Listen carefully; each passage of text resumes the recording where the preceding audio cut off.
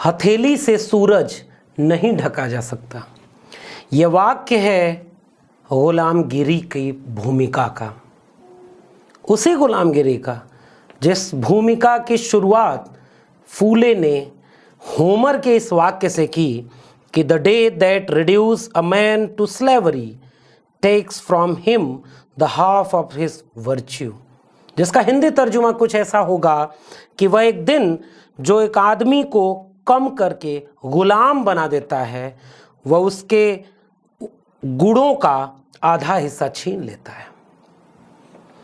America और Africa के गुलामों का संघर्ष उन्हें याद करते हुए गुलामगिरी लिखने वाले फूले ने अपनी यह पूरी किताब किन्हें समर्पित की, यह दिलचस्प है जानना। Dedicated to the good peoples of the United state.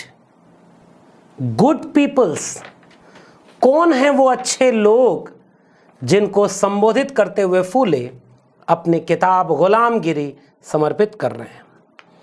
United states के उन महान लोगों के सम्मान में जिन्होंने नीग्रो लोगों को गुलामी से मुक्त कराने के उदारता, निष्पक्ष और आत्मत्याग का परिचय दिया। मेरी हार्दिक इच्छा है कि मेरे देशवासी उनके इस सराहनीय कार्य का अनुकरण करके अपने शूद्र भाइयों को ब्राह्मणी जाल से मुक्त कराने में अपना सहयोग करें। इस कोटेशन के साथ यह किताब अमेरिकी संघर्ष करने वाले उन अच्छे लोगों को समर्पित करते हैं फूले। और फूले इस किताब को क्यों लिखते हैं? उनका मकसद ये था कि हर मनुष्य को आज़ादी होनी चाहिए, मन के भावों की और विचारों की आज़ादी। आज जिस दौर में हम जी रहे हैं वह गुलाम दिशा की तरफ मुखातिब है। आज के दौर में अगर फूले होते तो वो उस गुलामगिरी के अध्यायों में क्या क्या लिख रहे होते। आज के दौर में अगर फूले होते तो ये चिन्हित करते कि आज की गुलामी कैसी है, उस दौर की गुलामी और इस दौर की गुलामी में क्या समानता है और क्या अंतर है। क्या गुलामों की गुलामियां दूर हुई? क्या गुलामों को गुलामी का एहसास हुआ? इन सारे सवालों के जवाब के साथ आज की पाठशाला में हम बात करेंगे गुलामगिरी पर। अभिवादन स्वीकार करिए लक्ष्मण यादव का और किताबों की पाठशाला के जरिए सामाजिक न्याय की पाठशाला के इस एपिसोड में आपका स्वागत है।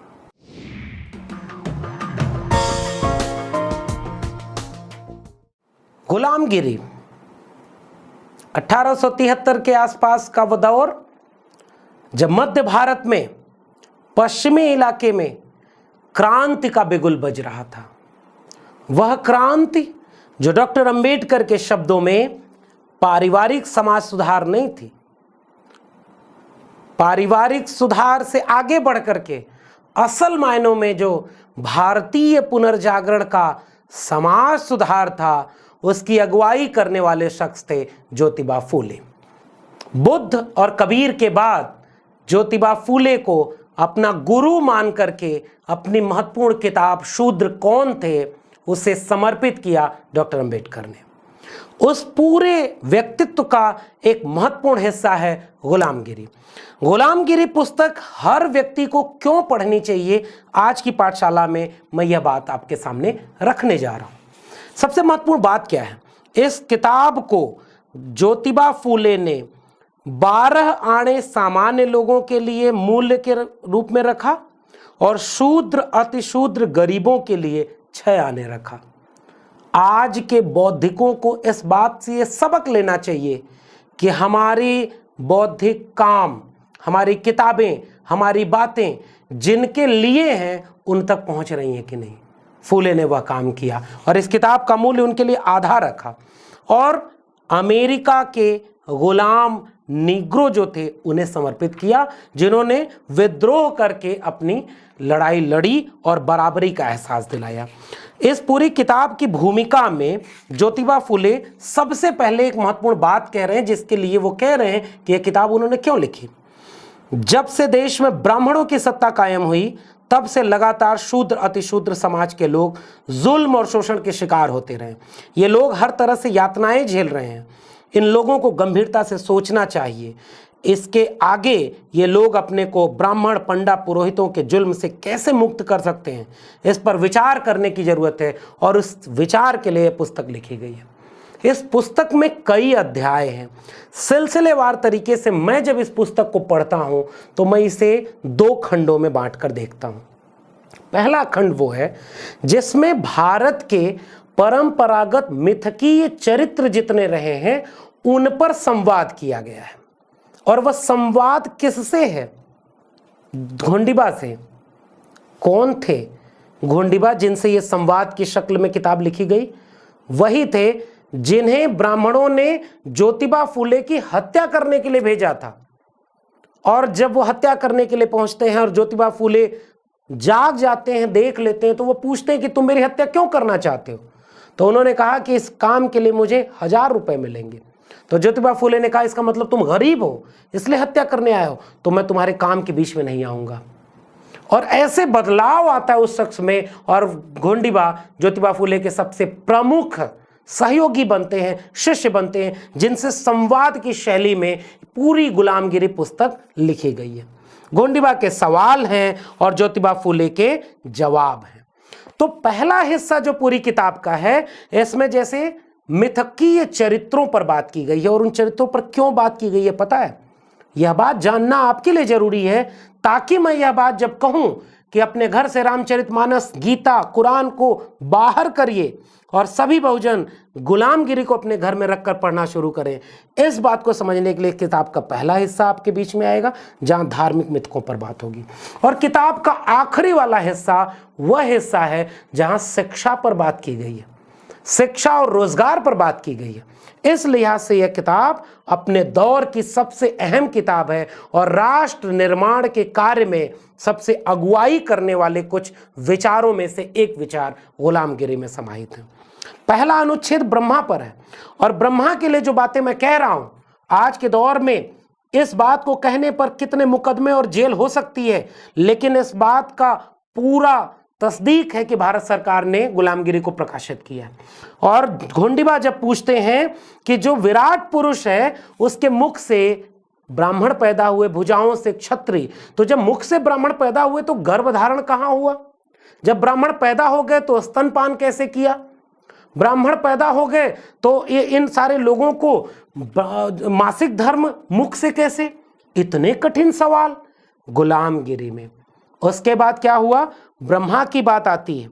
इन्होंने कहा कि ये सारे लोग झूठ बोलते हैं। इन्होंने ब्राह्मणों ने अपनी सेवा कराने के लिए शूद्रों को पैर से पैदा हुआ बताया है। और आज 2021 के युवाओं को यह बात समझने की जरूरत है कि आज अगर फूले होते तो गुलामगिरी को इस शक्ल में ना लिख रहे होते, लेकिन उस समय इसलिए लिखा क्योंकि उस समय धर्म का प्रकोप ज्यादा था। मैं तो आज भी कहता हूं कि धर्म का प्रकोप कोई कम नहीं हुआ है। ज्योतिबा फूले घोंडिबा के सवाल का जवाब देते हैं कि मनु ने उत्पत्ति का जो सिद्धांत दिया वो तर्कहीन है, निराधार है, फिर यह सभी मनुष्यों पर क्यों नहीं लागू होता? इसका जवाब देते हुए ज्योतिराव कहते हैं कि अगर सबको मुख से पैदा हुआ, भुजाओं से पैदा हुआ बताया गया है, पैरों से पैदा हुआ, तो अंग्रेज कहां से पैदा हुए थे? यह सवाल आपको पहले परिच्छेद में मिलेगा। उसके बाद उन्होंने कहा कि मनु ने 4 वर्णों की उत्पत्ति लिखी है और यह एकदम तथ्यहीन और निराधार है। वर्ण व्यवस्था को तथ्यहीन और निराधार बता रहे, इसलिए गुलामगिरी को घर घर पढ़ना चाहिए। और उसके बाद वो ब्रह्मा की बात इसी प्रथम अनुच्छेद में जब घोंडिबा पूछते हैं कि ब्रह्मा के शेष 3 सिर इस झमेले से दूर थे क्या, कि जब वो स्तनपान करा रही थी ब्रह्मा को उनकी मां, तो 3-4 मुंह में से कौन से मुंह से वो स्तनपान करते थे? इतना कठिन सवाल ये आज के दौर में पूछ दिया जाए तो लिंचिंग हो जाए। घोंडिबा को जवाब देते हुए ज्योतिराव लिख रहे थे। और पता है ये बात क्यों लिख रहे थे? क्योंकि सत्य शोधक समाज के जरिए वो एक सामाजिक आंदोलन चला रहे थे, सांस्कृतिक आंदोलन चला रहे थे, जिसका विरोध ब्राह्मण कर रहे थे। उन्हें घर से निकलवाया, उनकी पत्नी उनके ऊपर हत्या से लेकर के मैला फेंकने तक का काम किया। और जब वो अपने लोगों के बीच जाते थे तो उन्होंने पाया कि उनके लोग धर्म की बेड़ियों में जकड़े हुए हैं, गुलाम हैं। उनकी गुलामी को दूर करने के लिए उन्होंने ये सवाल पूछे, तार्किक सवाल पूछे। और उन्होंने कहा कि आपकी क्या राय है, ब्रह्मा ने सरस्वती जो कि उनकी पत्नी थी, उसके बाद भी कैसे उनका बलात्कार करते हैं। ज्योतिराव कहते हैं, गाली देते हुए, मैं गाली का उच्चारण यहां नहीं कर रहा हूं, लेकिन आप गुलामगिरी का पहला अनुच्छेद पढ़िए, उसमें लिखा कि उसे, यह चरित्रहीन शब्द मैं उसकी जगह प्रयोग कर रहा हूं, किया जाए तो उसने क्या, सरस्वती नाम की अपनी कन्या से ही संभोग किया था, इसलिए उसको अपनी बेटी का बलात्कार करने वाला कहना चाहिए। इसी बुरे कर्म के कारण उसकी कोई पूजा नहीं करता। गुलामगिरी का ये तेवर 1873 का वो समय रहा जब भारत में समाज सुधार आंदोलन के नाम पर प्रार्थना समाज, आर्य समाज, ब्रह्म समाज चल रहा था। उस समय ज्योतिबा फूले सत्य शोधक समाज चला रहे थे। लेकिन भारतीय पुनर्जागरण के लिए इतिहास लिखने वालों ने इस कठिन सवालों को छोड़ दिया और इस तरह से दूसरे परिच्छेद में जाएंगे जहां मत्स्य और शंखासुर की बात है। उन्होंने कहा कि मछली और मनुष्य के पैदा होने में अंतर है। आप कैसे उसको, मनुष्य को मछली से पैदा होना बता रहे हैं, तमाम तरह की चीजों को बता रहे हैं कि उनका जीवन प्रक्रिया में तमाम अंतर है। कुछ मूर्ख लोगों ने मौका मिलते ही पुराणों में इस तरह की बातें लिख दें जिससे भारतीय जनमानस गुलामी का शिकार हो गया। तीसरे परिच्छेद में कच्छ, भूदेव, भूपति, क्षत्रिय, द्विज, कश्यप, इन राजाओं के बारे में विस्तार से बात की गई है। मैं संकेत इसलिए बता रहा हूं कि आप इन्हें पढ़ें। चौथे अनुच्छेद में वराह और हिरण्यकश्यप की बात की गई है और इस अनुच्छेद में एक दिलचस्प सवाल ज्योतिबा फूले पूछते हैं कि एक बात बताओ, खंभे से कोई व्यक्ति कैसे पैदा हो सकता है। यह सवाल ज्योतिबा फूले ने परिच्छेद 4 वराह और हिरण्यकश्यप के संदर्भ में पूछा कि खंभे से कोई व्यक्ति कैसे पैदा हो सकता है। परिच्छेद 5 में निरसंग, हिरण्यकश्यप और प्रहलाद के संबंध में फिर से वही बात की और उसको विस्तार से कहा कि क्योंकि यदि वह खंभे से पैदा हुआ माना जाए तब उसकी गर्भ की नाल दूसरे किसी व्यक्ति ने काटी होगी और उसके मुंह में दूध का स्तन दिए बगैर वो कैसे जिया होगा। बाद में किसी न किसी दाई का या बाहर का दूध पिए बगैर वो छोटे से बड़ा कैसे हुआ। शायद यह भी हो सकता है, लेकिन सृष्टि में इस तरह की कुछ भी घटते हुए नहीं दिखाई देता। यह तो सृष्टि के नियम के विरुद्ध है। ये कथाएं झूठ पर आधारित हैं जो आम शूद्र और अतिशूद्रों को गुलाम बनाने के लिए लिखी गई हैं। निसृंग स्वभाव से लालची, धोखेबाज, विश्वासघात करने वाला, विनाशकारी, क्रूर और भ्रष्ट था।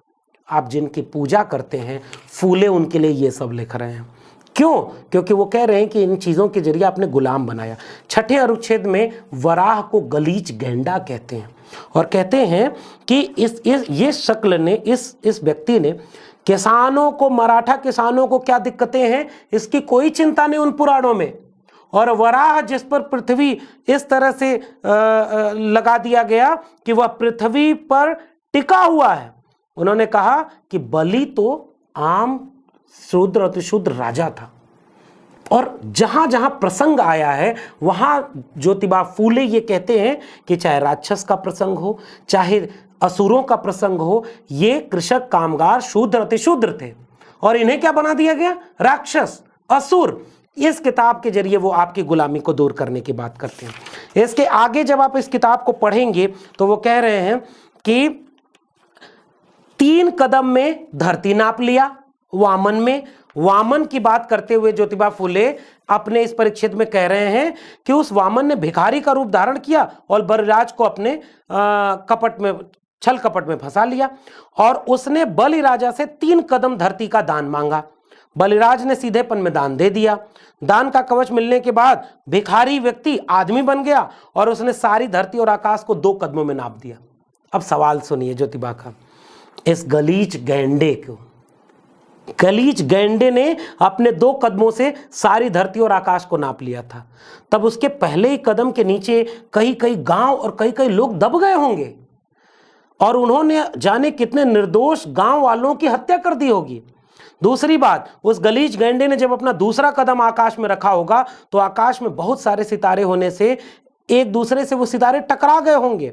तीसरी बात, उस गलीच गैंडे ने अपने दूसरे कदम से अगर सारा आकाश हड़प लिया तो शरीर का, कमर का ऊपर का हिस्सा कहाँ रहा होगा। ये सवाल है।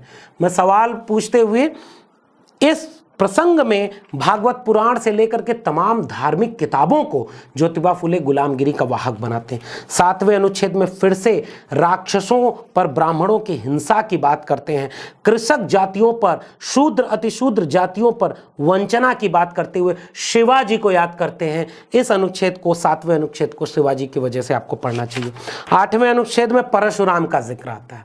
जी, वही परशुराम जिनकी मूर्ति बनाने के लिए आमादा कुछ नेताजी लोग वोट पाने के नाम पर फूले जयंती भी मनेगी और परशुराम जयंती भी मनेगी।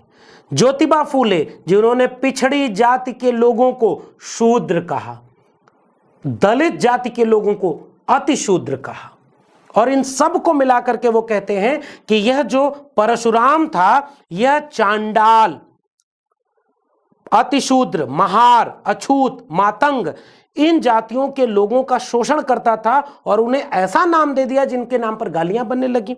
इन्होंने कहा कि परशुराम स्वभाव से उपद्रवी, साहसी, विनाशी, निर्दयी, मूर्ख और नीच प्रवृत्ति वाला था।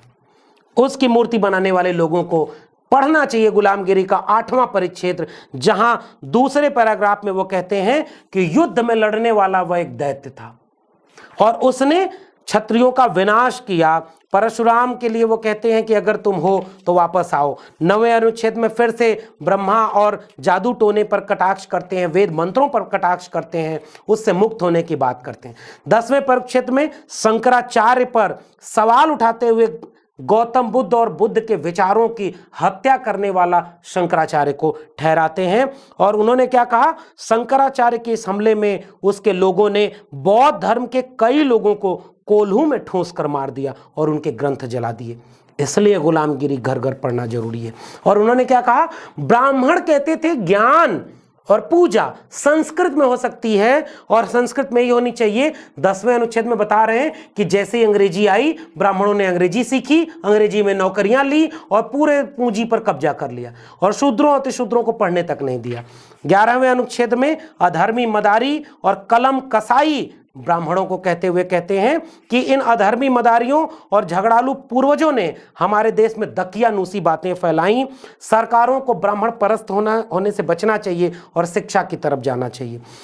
12वें अनुच्छेद में जाते आते ये दूसरा हिस्सा शुरू होता है जो 12वें अनुच्छेद, 13वें अनुच्छेद और 14वें 15वें अनुच्छेद तक आता है। और सारांश इसका अगर मैं बताऊं तो खेती बाड़ी, किसानी, मजदूरी, शिक्षा, शिक्षा पर खर्चा, शिक्षा विभाग पाठ्यक्रम कैसे बनाए जिससे शूद्र अतिशूद्र ब्राह्मण की मानसिक गुलामी से दूर हों, अपने पुश्तैनी पेशे को लेकर सजग हों और अंग्रेज राज में किस तरह से अपना विकास कर सकें।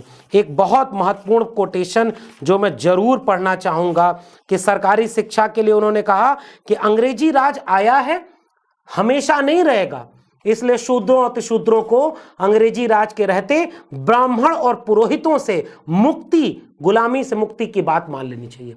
भारतीय ज्ञान मीमांसा के अकादमिक संस्थानों ने ज्योतिबा फुले को अंग्रेज परस्त साबित किया कि वो अंग्रेजों के दलाल थे। अंग्रेजों की मुखालफत करने वाला ज्योतिबा फुले जैसा विचारक वो ये कहता है कि अंग्रेज हमेशा नहीं रहेंगे, लेकिन अंग्रेज चले जाएं और फिर से हजारों साल के ब्राह्मणों का गुलाम ये देश हो जाए। यह बात सजग करने के लिए वो कहते हैं शिक्षा ही मुक्ति देगी।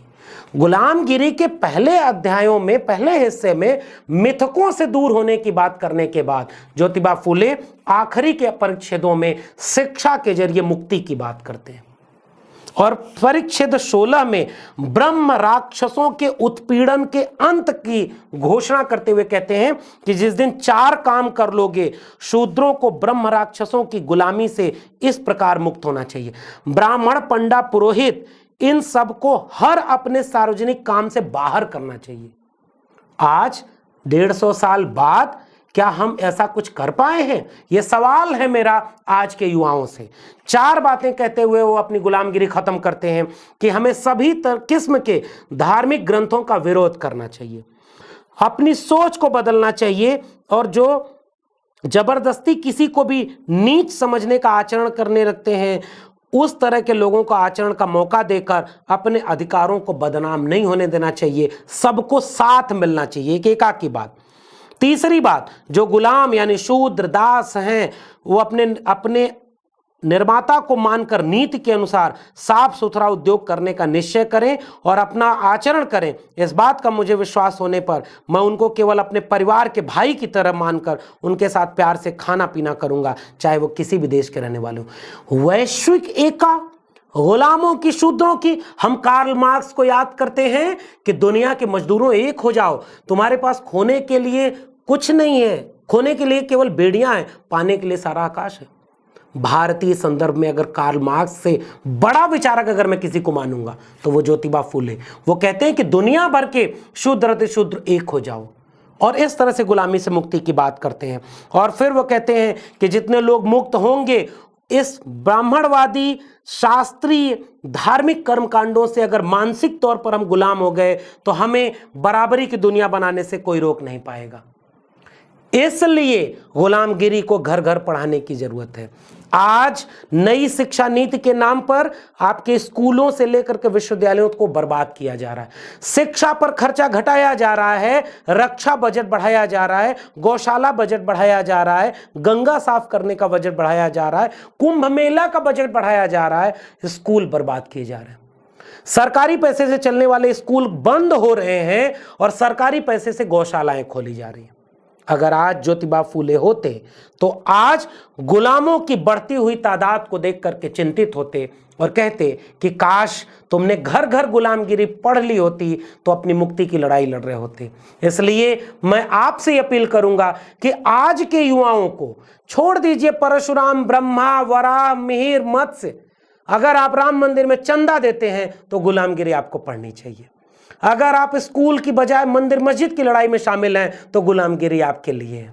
अगर आप नई शिक्षा नीति का विरोध नहीं कर रहे, अगर आप रोजगार के लिए चिंतित नहीं है, अगर आप शूद्र अति शूद्र बन करके ब्राह्मणवादी धर्मशास्त्रों से मुक्त नहीं हुए तो गुलामगिरी आपके लिए आज भी प्रासंगिक है, घर घर में पढ़ी जानी चाहिए।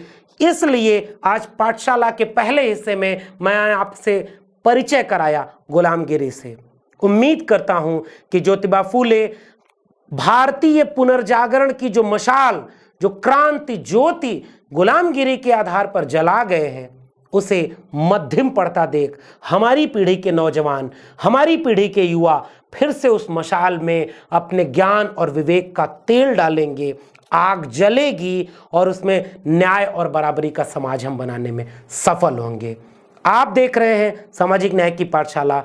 आपको ये पाठशाला कैसी लगी? अपनी टिप्पणी, अपने सुझाव और सलाह जरूर दीजिएगा। बहुत बहुत धन्यवाद।